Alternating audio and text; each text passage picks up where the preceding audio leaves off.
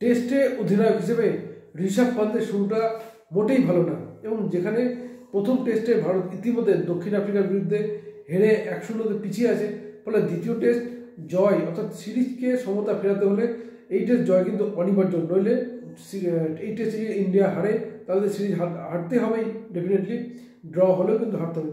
ঠিক সেইখানে দাঁড়িয়ে শুভমান গিল চোট পাওয়ার জন্য এই ম্যাচের অধিনায়ক হচ্ছে ঋষভ পান্ত, কিন্তু শুরুটা একেবারেই খারাপ। তার কারণ প্রথম ইনিংসে যেখানে দাঁড়িয়ে এই মুহূর্তে দক্ষিণ আফ্রিকা 7 উইকেট হারিয়ে 428 রান করেছে, অর্থাৎ আরও বড় রানের দিকে এগোচ্ছে। এবং বলে রাখা ভালো, সোনরাম মুথুস্বামী কিন্তু এই মুহূর্তে 107 রানে অপরাজিত রয়েছেন, ফলে সেইভাবেই অত্যন্ত চাপে ভারতীয় টিম।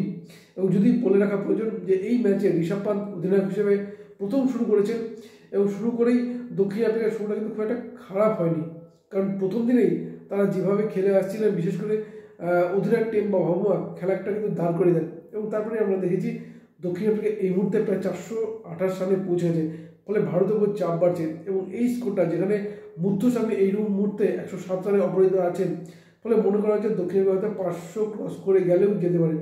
গতকালে আমরা দেখেছি প্রথম দিনে একদম শেষ মুহূর্তে শেষ 3টে উইকেট নিয়ে কিছুটা হলেও ম্যাচে ভারতকে ফিরিয়ে আনেন কুলদীপ যাদব, কিন্তু তারপরে যে কাছেই আজ শুরুটা কিন্তু আজ দিনটা বলাই ভালো দক্ষিণ আফ্রিকার। আর ঠিক সেই কারণে সারাদিনে এই মুহূর্তে মাত্র একটা উইকেট পড়েছে, রান পৌঁছে গেছে 428, এবং এই রানটা দক্ষিণ আফ্রিকা কোথায় নিয়ে যায় সেটাই দেখার। কারণ প্রথম টেস্টে আমরা দেখেছি ইডেন টেস্টে যেখানে পুরোপুরি স্পিন পিচ তৈরি করা হয়েছিল, এবং যে স্পিনের ট্র্যাকে দক্ষিণ আফ্রিকা ফেলার চেষ্টা করা হয়েছিল, এবং সেই ফাঁদে প্রথম ইনিংসে পড়েও ছিল, কিন্তু উল্টে পড়ে যায় ভারতীয় দল। এবং যার ফলে প্রথম টেস্টে রীতিমতো একদম জয়ের খুব কাছাকাছি থেকেও শেষ পর্যন্ত কিন্তু হেরে যায়, মাত্র 93 রানে অল আউট হয়ে যায় ভারত। ফলে সেইভাবেই সেই হার, এবং সেই হারের পরে 2 টেস্টের সিরিজে এই ম্যাচ কিন্তু অত্যন্ত গুরুত্বপূর্ণ হয়ে উঠেছে, যেখানে দলের অধিনায়ক শুভমান গিল দলে নেই। সেইভাবেই অধিনায়ক হচ্ছে ঋষভ পান্ত, এবং তার নেতৃত্বেই মাঠে নেমেছে দল, অর্থাৎ 1-0 পিছিয়ে থাকা অবস্থায় মাঠে নেমেছে। এবং ঠিক সেখানে এই ম্যাচ ভারতের জয়, যেভাবে দক্ষিণ আফ্রিকার স্কোর এগোচ্ছে তাতে ভারতের জয় কিন্তু আরও কঠিন হয়ে পড়ছে। এবং ভারত কি টেস্ট ড্র করতে পারবে? ড্র করলেও কিন্তু সিরিজ হাতছাড়া হচ্ছে, ফলে ঠিক যথেষ্ট চাপে পড়ে গেছে ভারতীয় দল।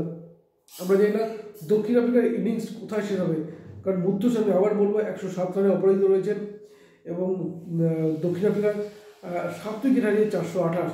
ভারতীয় বোলাররা কি পারবে দক্ষিণ আফ্রিকার ব্যাটসম্যানদের উপর চেপে বসতে, নাকি দক্ষিণ আফ্রিকা আরও বড় স্কোর খেলা করে ভারতের উপর চাপ সৃষ্টি করে দেবে?